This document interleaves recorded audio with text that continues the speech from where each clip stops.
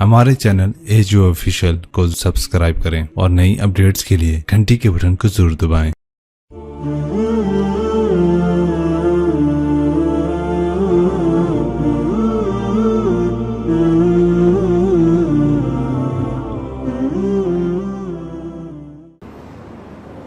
मैं कभी तफसील में इस किस्से को नहीं सुना सका कि मेरे जज्बात मेरे ऊपर गालिब आ जाते हैं, मेरे अल्फाज बिखर जाते हैं, टूट जाते हैं, मेरा बंद टूट जाता है। लेकिन इसकी मिथ क्या है? ये क्यों हुआ? ये क्यों हुआ?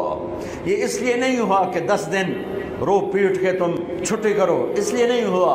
एक सबक है, एक पैगाम है कि अल्लाह को राज़ी करने के लिए इतनी बाजी लगानी पड़े तो लगाओ। भूखे प्यासे,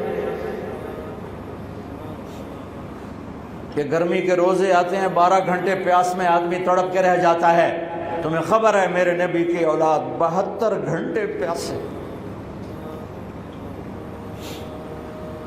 प्यास की शिद्दत, पानी का कतरा नहीं, और आगे इंसान की शक्ल में दरिंदे खड़े हुए हैं। जब सारे जान निसार शहीद हो गए, थोड़ा सा सुना भी देता हूँ। जब सारे जान निसार शहीद हो गए तो पीछे अहलुल बैत रह गए। अहलुल बैत, सबसे पहले शहीद का नाम बताता हूँ, मुस्लिम बिन औसज, जो इमाम साहब के, इमाम अली मकाम के काफिले में जो पहले शहीद हैं, मुस्लिम बिन औसज। और उनकी तरफ से जो 2 पहले कत्ल हुए, सालिम और यसार, और उनको कत्ल करने वाले थे उबैदुल्लाह बिन उमैर अल-कल्बी। एक इब्ने ज़ियाद का ग़ुलाम था, एक रबिया बिन ज़ियाद का ग़ुलाम था। वो दोनों निकले तो उसके मुकाबले के लिए बरबर बिन खुदैर और हबीब बिन मुताहिर निकले हुसैन अली मकाम के लश्कर से। तो उमैर बिन वहब कल्बी वो कूफे से उठ के आए थे, कूफे से बीवी समेत आए थे। बीवी का नाम उम्मे वहब, हबशी थे। कहने लगे मुझे अपने ऊपर कुर्बान होने थे, मैं अकेला इन दोनों को काफ़ी, इन दोनों को हटा दे। और नंगे बदन थे, नंगे बदन, जिस्म पे कुछ नहीं। कहा मैं तो मरने हूँ, मैं क्यों ज़रा पामा जो मैं जीवना है, मैं तो मरना है। नंगे बदन थे। तो उनकी बीवी ने कहा इनको जाने दें, हम दोनों ने आप पर कुर्बान होने की नीयत की हुई। हमने कहा अच्छा, अल्लाह तुझे जज़ा खैर दे, जाओ। तो उस अकेले ने दोनों कमबख्तों को जहन्नुम में पहुंचा दिया, सालिम और यसार। तो उनमें से एक आदमी बोला ये मरने आए हैं, अगर अकेले अकेले लड़ोगे तुम सबको मार देंगे। और तुसी तो जीवन दे तलबगार हो, मरण दे तलबगार है। मरण वाले नूं मारना कोई सौखा काम हुंदा है। वो इन पर इकट्ठे हमला करो। फिर हमला आम हुआ। तो पहले शहीद इधर से मुस्लिम बिन औसज, जब वो गिर रहे थे तो कह रहे थे हुसैन की हिफाजत करना जब तक सांसों में सांस बाकी। आपके लश्कर में इधर ज़ुहैर इब्नुल कैन, यानी राइट साइड पर ज़ुहैर बिन कैन एक छोटा झंडा, लेफ्ट साइड पर हबीब बिन मुताहिर एक झंडा, दरम्यान में आपके भाई अब्बास बिन अली जिनके हाथ में बड़ा झंडा था और बड़ा निशान का जो अलामत था वो अब्बास बिन अली के दरम्यान में था। 32 घोड़सवार थे और 40 पैदल थे। जब उन्होंने पहला हमला किया तो 32 ने 3000 का मुंह पीछे कर दिया। तो इब्ने ज़ियाद ने कहा पहले इनके घोड़ों को मारो, इनके घोड़ों को मारो। तो 500 तीर अंदाजों ने इकट्ठे उनके घोड़ों पे तीर चलाए तो सबके घोड़े गिर के ख़त्म हो गए। फिर सारी पैदल हो गए, तो फिर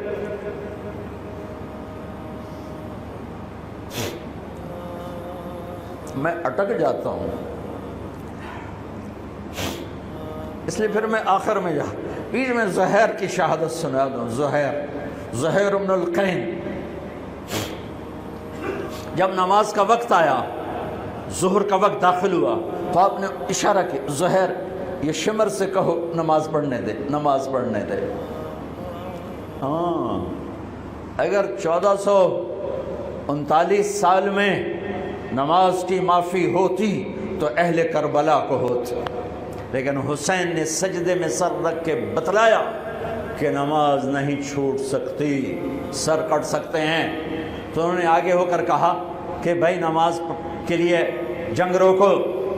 تو کوفی لشکر کا ایک سردار تھا حسین بن نمیر، اس نے کہا تمہاری تو نماز قبول ہی نہیں ہوتی۔ تو انہوں نے کہا لعنت تجھ پر، تیری نسلوں پر، جس گھر کی تو فعل نماز ملی انہی کی نہیں ہوتی اور تمہاری ہوتی ہے۔ تو واپس آ کر کہنے لگا کہ وہ نماز کی اجازت نہیں دے رہے۔ فرمایا نماز تو نہیں چھوٹے گی نا۔ یہ فیصلہ آباد والوں کو نہیں، 7 بر اعظم کے ایمان والوں کو پیغام ہے کہ زیر خنجر بھی یہ پیغام سنایا ہم نے، نماز نہیں چھوٹ سکتی، نماز نہیں چھوٹ سکتی۔ اللہ کی قسم کوئی مسئلہ نہیں تھا اگر یہ چھوڑ دیتے۔ جنگ سے پہلے آنکھ لگ گئی، آنکھ کھلی تو ہنس پڑے۔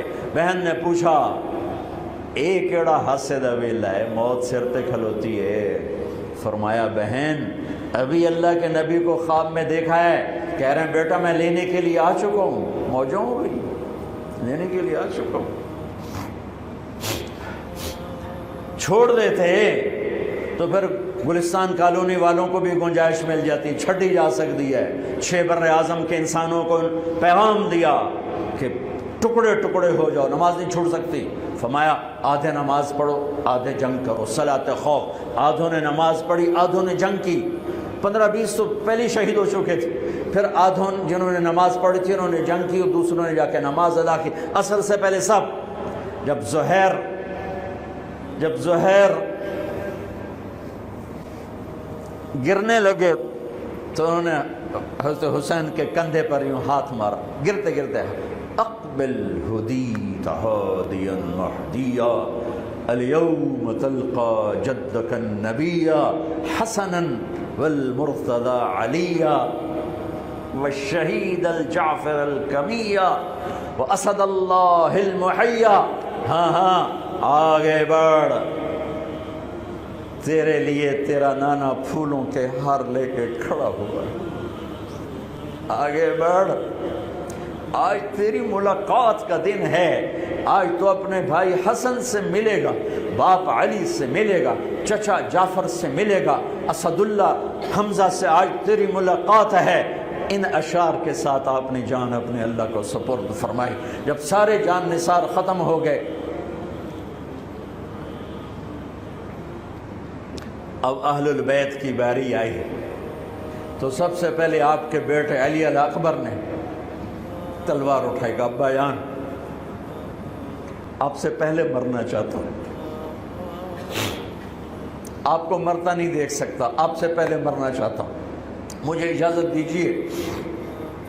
ہم نے کہا بڑھو اللہ کے نام پر، جا ملو اپنے اجداد کے ساتھ۔ تو بڑے حسین تھے علی الاکبر، جس طرف گئے وہ آگے آگے، کوفی آگے آگے، یہ پیچھے پیچھے، تو 1 اور 3000 کیا مقابلہ تھا۔ آخر خاک و خون میں لوٹائے گئے، تڑپ کے گرے۔ تو پھر حسن کے بیٹے قاسم کا چچا، میں نہیں جانا، اس قافلے میں، اس حسینی قافلے میں اہل البیت وہ 17 قتل ہوئے، ان میں سب سے حسین قاسم تھے، قاسم بن حسن، قاسم بن حسن۔ جب ان پر تلوار کا وار پڑا تو ان کا ہاتھ کٹا اور نیچے گرے تو انہوں نے کہا یا اماں، ہائے چچا۔ تو حضرت حسین زخموں سے چور ہو چکے تھے، لیکن جس سے بجھتی شمع بھڑکتی ہے، اب زخمی شیر کی طرح لپکے اور کائی کی طرح مجمع کو چیرا۔ جب وہاں پہنچے تو وہ ایڑیاں رگڑ رہے تھے اور خاک و خون میں لت پت تھے، تو اٹھا کے سینے سے لگایا، ان کی آخری ہچکیاں ان کے سینے پہ ختم ہوئیں۔ کہنے لگے بھتیجے آج تیرا چچا بڑا بے بس ہے، آج وہ تیری مدد کو نہیں آ سکتا ہے، لیکن ایک دن آنے والا ہے جب تیرے نانے کی عدالت میں فیصلہ ہوگا۔ پھر ان کی لاش کو اٹھایا،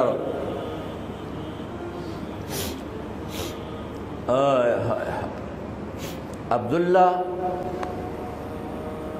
بن حسن، ابو بکر بن حسن، قاسم بن حسن، علی بن حسین لاشیں پڑے ہوئے ہیں، عبداللہ بن عقیل، عبد الرحمن بن عقیل علی کے بھائی لاشیں پڑے ہوئے ہیں، اپنے بھائی عباس بن علی، محمد بن علی، عبداللہ بن علی، عثمان بن علی، ابو بکر بن علی اور حسین بن علی، 5 بھائی پہلے لاشیں پڑے ہوئے ہیں۔ اون بن عبداللہ بن جعفر، محمد بن عبداللہ بن جعفر، عبد الرحمن بن مسلم بن عقیل، جعفر بن مسلم بن عقیل، عبداللہ بن مسلم بن عقیل، عبداللہ بن ابو سعید بن عقیل، یہ سب اہل البیت ہیں جن کے لاشوں کے انبار ہیں۔ اور آخر میں ایک بچہ 2 سال کا عبداللہ، آپ کو خواب و خیال بھی نہیں تھا کہ اس بچے پر بھی کوئی اس طرح کا ظلم و ستم ڈھائے گا، تو آپ جب اکیلے رہ گئے تو آپ نے کہا عبداللہ کو بھیجو۔ آخری ملاقات بیٹے سے، تو اس کو سینے سے لگایا، چوم کے یہاں بٹھایا، ابھی تقدیر کا کچھ امتحان باقی تھا۔ 2 سال کا بچہ، شامی لشکر سے بنو اسد کا ایک بنو ابن الموقد، اس نے تیر جو چلایا، خطا بھی جا سکتا تھا، یہاں آ کے لگا اور پار ہو گیا، بچے کی گردن ایسے ڈھلک گئی، یہاں امام علی مقام۔ ارے بھائی، میں قطر ہاسپٹل گیا کسی کام، تو وہاں کسی کا بچہ تھا منگوڑے میں، ہاسپٹل میں، ویسے تڑپ رہا تھا، پتہ نہیں اس سے کیا تھا، اور اس کی ماں ایسے اس کو کھڑی دیکھ، یہ منظر میں آج تک نہیں بھولا۔ اس ماں کے چہرہ، صرف اس کی آنکھیں نہیں رو رہی تھی، مجھے اس کا سارا وجود روتا ہوا دکھائی دیا، اور اس بچے کے اوپر ڈاکٹر کھڑے ہوئے ہیں، اچھا نہیں کیا، مجھے نہیں پتا اس کو کیا تھا، وہ ایسے بے قرار ہو کے تڑپ رہا تھا۔ یہ 2001 کا واقعہ ہے، 16 برس گزر چکے ہیں، میں واقعہ نہیں بھول سکا ہوں۔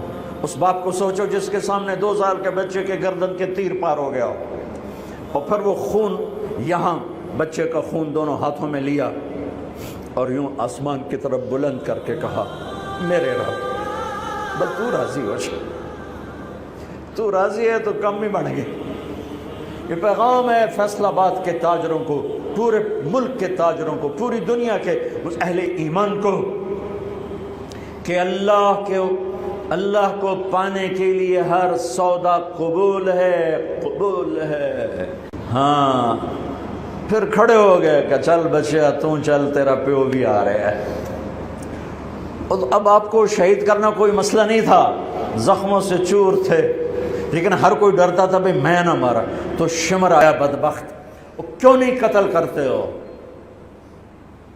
تو ابو زرع بن شریک تمیمی نے پہلا وار سیدھا کیا، جو یہاں لگا، شانے پر لگا، تو اس سے آپ ڈولے، تو سنان بن انس نے سینے پر نیزہ مارا، اس سے آپ گرے، تو شمر نے کہا سر کاٹو،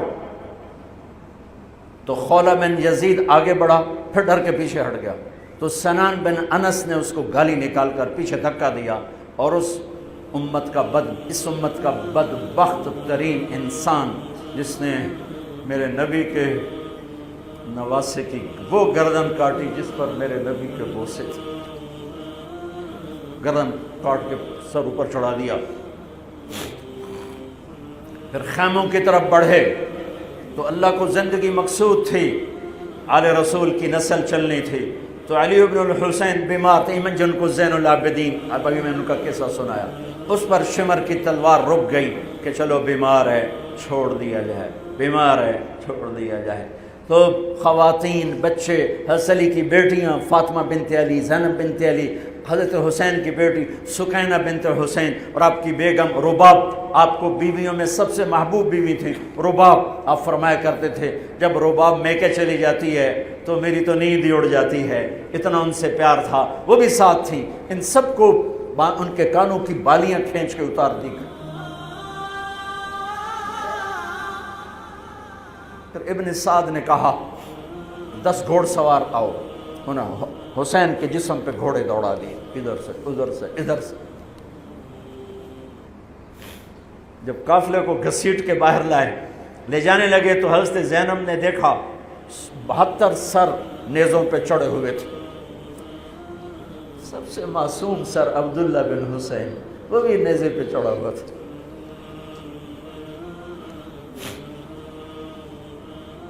ہم نے کربلا کو افسانہ بنا دیا، یہ کمائی کا ذریعہ بنا لیا۔ یہ ایک پیغام ہے طبقات امت کے لیے، مت ضمیر بیچو، مت ضمیر بیچو۔ ٹکڑے ٹکڑے بدن۔ تو حضرت زینب کی زبان سے چند الفاظ نکلے جنہوں نے، آپ حیران ہوں گے، کوفی لشکر والے رونے لگے جو ابھی قتل کر رہے تھے، ان کی آنکھوں میں آنسو آ گئے۔ قوا محمدا وا محمدا،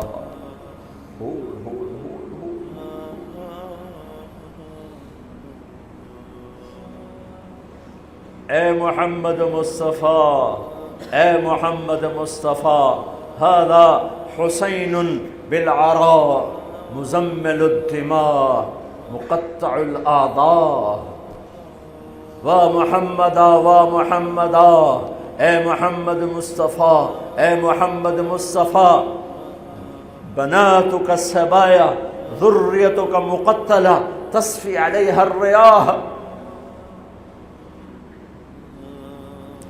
آج حسین کی بارات ہے محمد مصطفیٰ، آج تیرے نواسے کی بارات ہے، آج اس نے اپنی بوٹیوں کا ہار گلے میں ڈالا ہے، اپنے خون کے قطروں سے بنا ہوا لباس پہنا ہے، آج وہ سرخ جوڑے میں بڑا حسین نظر آ رہا،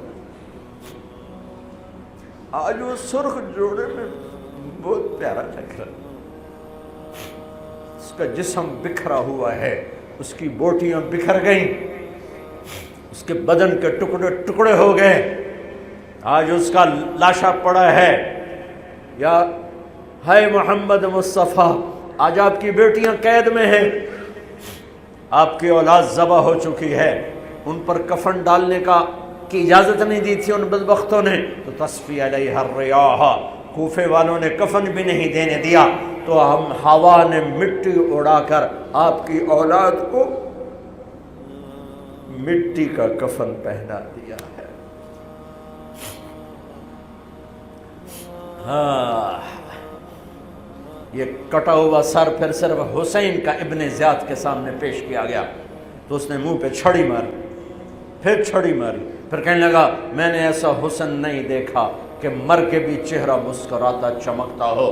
تو حضرت انس نے کھڑے ہو کر کہا او ظالم، یہ چھڑی یہاں سے ہٹا،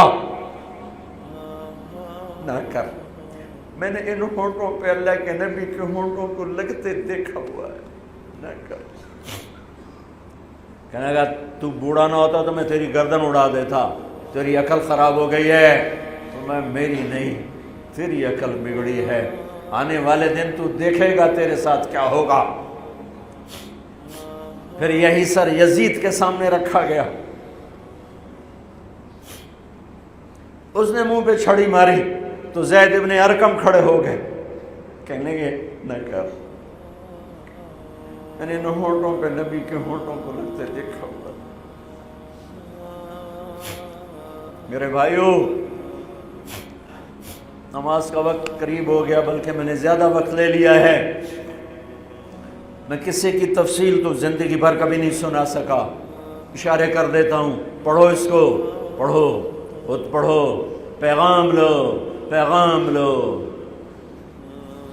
ہے ظلم کا ساتھ نہیں دیا، جھوٹ کا ساتھ نہیں دیا، ذبح ہو گئے نسل سمیت، بچوں سمیت، پوری دنیا کے تجار کو پیغام ہے، جھوٹ سے بچ، خیانت سے بچ، سارے دفتر والوں کو پیغام ہے، رشوت سے بچو، رشوت سے بچو، ظلم و ستم ڈھانے سے بچو، ساری دنیا کے، میرے ملک کا ایک ایک طبقہ ضمیر بیچ کے سویا ہوا ہے، جہاں انصاف دینے والے بک جائیں، جہاں جج کے قلم کی قیمت لگے، جہاں جس دیس کے جج کو خریدا جا سکتا، جس کے قلم کو خریدا جا سکے، جس دیس کے وکیل کو خریدا جا سکے، جس دیس میں جھوٹے مقدموں کی بھرمار ہو، جس دیس کا ڈاکٹر مریض کو مریض نہ سمجھے، گاہک سمجھے، اور مرتے کی کھال اتارے، مرتے ہوئے کی کھال اتارے، جس دیس کا وکیل خود ایک مافیا گروپ بن چکا ہو، جس دیس کا، میں وکیلوں کا رونا کیا روں، میں ججوں کا رونا کیا روں، میرے دیس کا تو ریڑھی والا بھی ظالم ہے، مزدور بھی ظالم ہے، غریب بھی ظالم ہے، مالدار بھی ظالم ہے، ظلم کے اندھیروں میں دیس ڈوبا ہوا ہے۔ میرے بھائیو، ہمارا نیا سال شروع ہو چکا ہے، اور ہم توبہ کریں اللہ کی بارگاہ میں۔ میرے بھائیو، میں بہت دہراتا ہوں اس بات کو، جس فرد میں، جس قوم میں، جس دیس میں، جس خاندان میں، جس معاشرے میں ظلم ہوگا، جھوٹ ہوگا، دھوکہ ہوگا، وہ تباہ ہو جائیں گے، چاہے مسلمان ہیں چاہے کافر ہیں۔ جس دیس میں، جس قوم میں، جس ملک میں، جس معاشرے میں، جس فرد میں سچائی ہوگی، انصاف ہوگا، دیانتداری ہوگی، اللہ ان کی حفاظت کرے گا، عزت دے گا، چاہے مسلمان ہیں چاہے کافر ہیں۔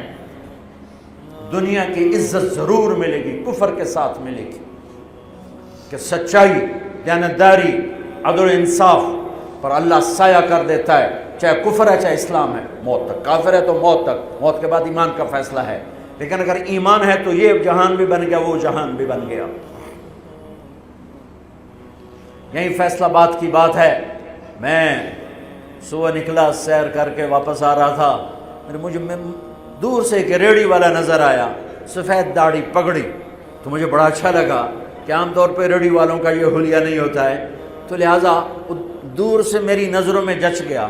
جب میں قریب سے گزرا تو میں نے پھر اس کو ایسے دیکھا، تو میں نے دیکھا وہ رو رہا تھا، ایسے خاموش آنسو، ساز خاموش ہیں فریاد سے معمور ہیں ہم، اور ایک ہاتھ ریڑھی پر تھا، ایک ہاتھ پیٹی پر تھا، جو کوئی پیٹی لایا تھا، اور ایسے رو رہا تھا، ایسے رو رہا تھا۔ تو میں رک گیا، میں نے کہا بزرگو خیریت تو ہے، آپ کیوں رو رہے ہیں؟ تو اس نے مجھے کوئی جواب نہیں دیا، اس نے پیٹی ایسے اٹھا دی میرے آگے، تو وہ پیٹی سیب کی تھی، اس کے اوپر سیب ٹھیک تھے، نیچے سارے گلے ہوئے سیب تھے، تو سارے سیب ایسے بکھر گئے۔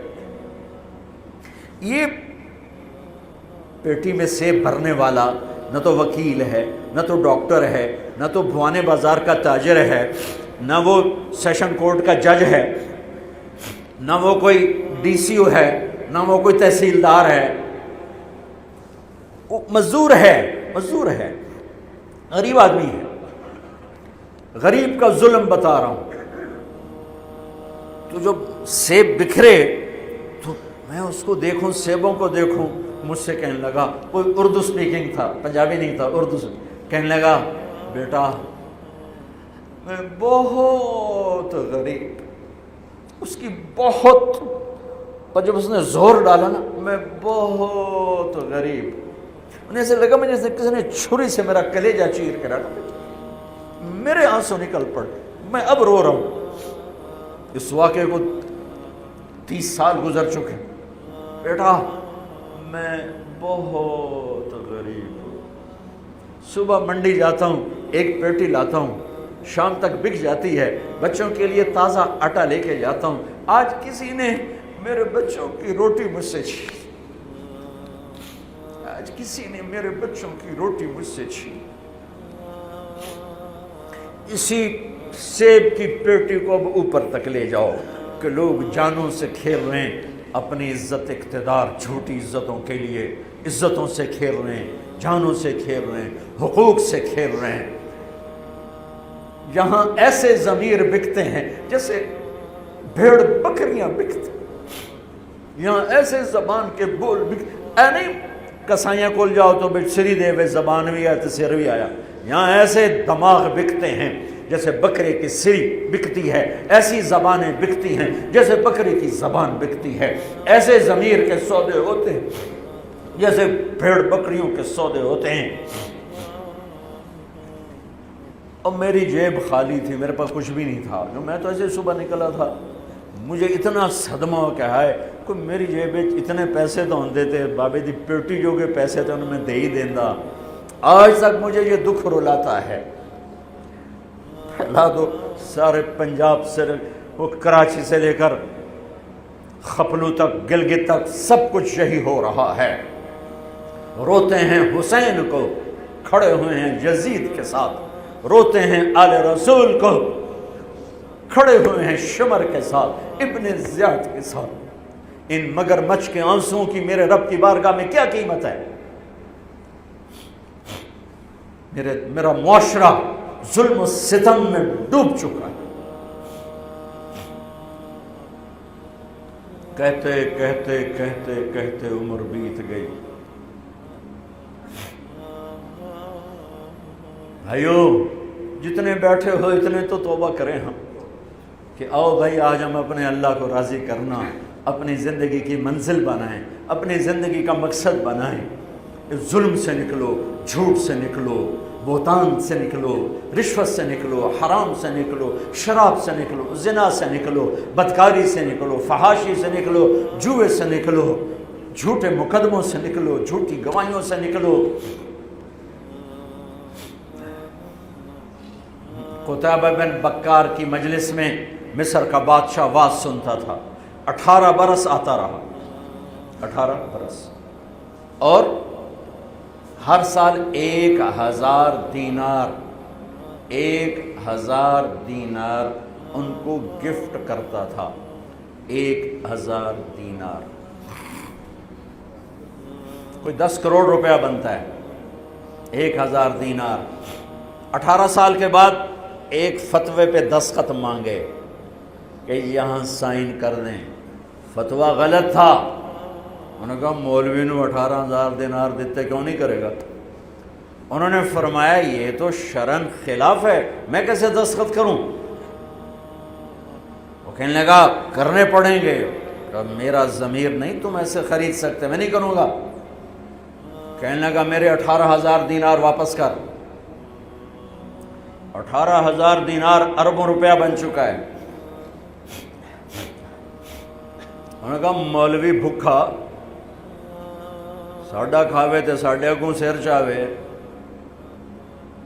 کہنے گے ٹھیک ہے، گھر گئے، 18 تھیلیاں 1000 دینار کی، ان کے رسی بھی گرا بھی نہیں کھولی تھی، گرا پہ سرکاری مہر ہوتی ہے، وہ مہر بھی نہیں ٹوٹی ہوئی تھی، جیسی تھی ویسی لا کر اس کے سامنے رکھ کے کہا تو میرے ایمان دا مول اتنا ہی لایا ہی اے 18,000، نکل جا میری مجلس سے جو کم وقت، تو نے مجھے 18,000 میں خریدنا چاہا، تو نے میرے ایمان کی قیمت یہ لگائی تھی۔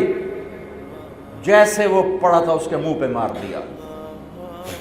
بھائیو ایسا اللہ سے ایمان مانگو، ضمیر مانگو جو اللہ پہ تو قربان ہو، لیکن ان سکوں پر نہ بک جائے، ان ٹھیکروں پر نہ بک جائے۔ نیت کرتے ہو سارے؟ توبہ کرتے ہو میرے ساتھ؟ کہو یا اللہ میری توبہ، پھر کہو یا اللہ میری توبہ، پھر کہو یا اللہ میری توبہ۔ پکی ہے تو اللہ کے ہاں قبول ہے، چونکہ میرے رب کو توبہ جیسے پسند ہے۔ سبحان اللہ۔ اور میری تمہاری تو عمر ہی کوئی نہیں ہے۔ میرا رب کہتا ہے میرا بندہ اتنے گناہ کر کہ زمین سے اٹھا کر آسمان کی چھت کو لگا دے، یہاں سے اٹھا کر آسمان کی چھت کو لگا دے، پھر صرف ایک دفعہ کہنا یا اللہ معاف کر دو، میں ساری معاف کر دوں۔ ہمارے گناہوں کی تو حیثیت ہی کوئی۔ میں نے مانچسٹر میں بیان کیا، آخر میں ایسے توبہ کروائی تو ایک نوجوان آ گیا، لاہور کا تھا، کہا جی مولانا صاحب یہ گناہ معاف ہو گئے سارے؟ میں نے کہا ہاں۔ یہ توبہ پہ ہو گئے؟ واقعی ہو گئے؟ میں نے کہا بالکل۔ جی میں نے بہت گناہ کیے ہیں، سارے معاف ہو گئے؟ میں نے کہا بالکل ہو گئے۔ جی میں نے بہت کیے ہیں۔ میں نے کہا بیٹا تیری تو عمر ہی کوئی نہیں، تو نے کتنے کیے ہوں گے؟ تو رب کی رحمت کو جانتا نہیں۔ ہمارے بر صغیر کا معاملہ ڈراتے زیادہ ہیں، اتنا اللہ سے ڈرایا کہ اللہ سے جدائی کر دی، اللہ سے ہی بھگا دی۔ ایک دفعہ ایک آدمی کہنے لگا تسی مولویاں ساڈے کولو ساڈا رب بھی کھو لیا، بہت مالدار آدمی تھا، تسی مولویاں ساڈے کولو ساڈا رب بھی کھو لیا، تسی سانو رب کولو اتنا ڈرایا ہے کہ اسی ہن نے پتہ نہیں ساڈے نال اس کرنا کی۔ میں نے کہا یار میں تو نہیں ڈرا، تمہیں تو خوشخبری دو بھئی اللہ کے پاس آ جاؤ، اللہ کے پاس آ جاؤ، نہ کہیں جہاں میں امان ملی، جو امان ملی تو کہاں ملی، میرے جرم خانہ خراب کو تیرے عفو بندہ نواز۔ اور کوئی راستہ ہے؟ اللہ کو مناؤ، ایک بول پہ مانتا ہے، ایک بول پہ مانتا ہے، ایک آنسو پہ مانتا ہے، پھر ٹوٹ جائے پھر کر لینا، پھر ٹوٹ جائے پھر کر لینا۔ اور یہ تبلیغ کا کام، اس کو سیکھنے کی محنت ہے، اللہ ہمت دے تو ٹائم لگانا۔ نیا سال شروع ہو رہا ہے، کسی سے لڑے ہوئے ہو صلح کرو، کسی کا حق مار کے بیٹھے ہو واپس کر دو، نہیں کرنے کی طاقت تو جا کے معافی مانگ لو کہ جب ہوگا میں دے دوں گا، جب ہوگا میں دے دوں گا۔ کسی کے ساتھ بغض ہے دل کو صاف کرو، کسی کا نفرت ہے دل کو صاف کرو، کسی سے بائیکاٹ کیا ہوا ہے ابھی جا کے اس سے مل لو، اس سے ملاقات کر لو اور اس سے سینے سے لگا لو کہ نیا سال اس طرح شروع ہو کہ ہمارا دل پوری دنیا کے لوگوں سے صاف ہو۔ تو اللہ تعالیٰ بھی ہمارے گناہوں کو صاف فرمائے گا، معاف فرمائے گا۔ اللہ تعالیٰ ہمیں اور آپ کو عمل کی توفیق بخشے۔ جتنا مجمع آئے ہو، اگر نماز میں سستی ہے تو بھائی آج کے بعد نماز نہیں چھوڑ، ٹھیک ہے نا؟ اور ایک جھوٹ نہیں بولنا، سچ بولنا ہے، ٹھیک ہے؟ کسی کو دھوکہ نہیں دینا، دیانتداری سے کام کرنا ہے۔ یہ چند کام کرنے کے کام بن جائے گا، سنتیں ادا کرو۔